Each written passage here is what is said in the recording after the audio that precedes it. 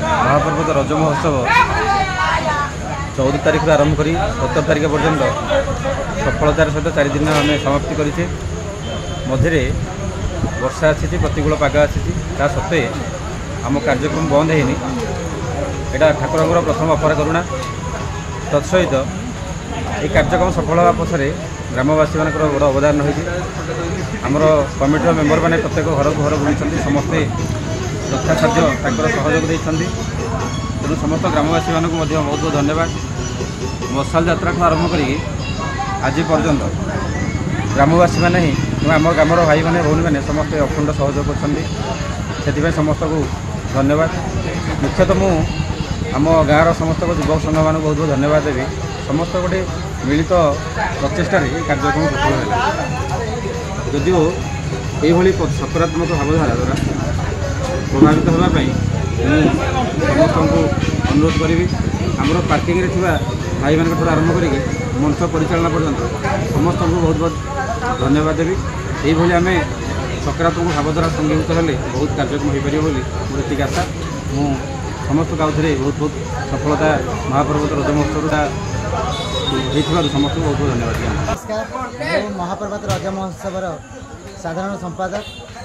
आज जिला शेष पर्याय महापर्वत रज महोत्सव 2025 तथा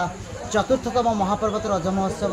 शेष दिन आ विशेषकर धन्यवाद देवी मो गाँव युवगोष्ठी की जो मानक स्नेह श्रद्धा भल पाइबा बलिदान जो आज महापर्वत रज महोत्सव साफल्यमंडित होती ताठू बेसी धन्यवाद देवी माँ मानकर ये पर्व हो महिला मानकर से मानक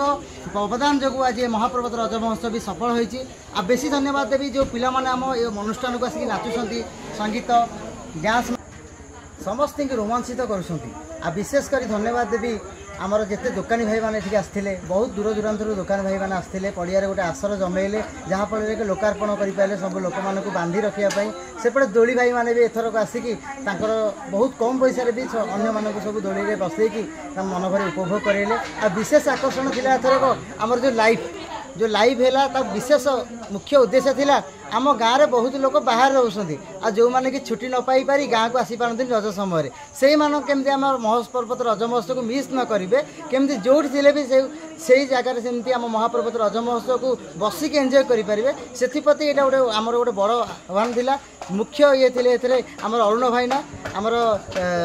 चयन भाई ए मुख्य आभिमुख्य जिन करारे आ सहयोगी थे आम रुद्र तेणुक महापर्वत रज महोत्सव वास्तव में आगामी दिन में बांकीरा सर्वश्रेष्ठ महोत्सव हो कहीं ये बनस्ते डाकिला गज बरस के थे आसी रज बनर ही सब रज सृष्टि हुए ये परिवेश हो लोकार्पण हो पारुछि केवल ये महापर्वत पाद महापर्वत जो तेणुक आगामी दिन में महापर्वत ना ही आम जेहेतु महापर्वत रज महोत्सव करूँ निहाती आगामी दिन में गोटे वरिष्ठ महोत्सव हिसाब से आम अंचल ना रखी। धन्यवाद।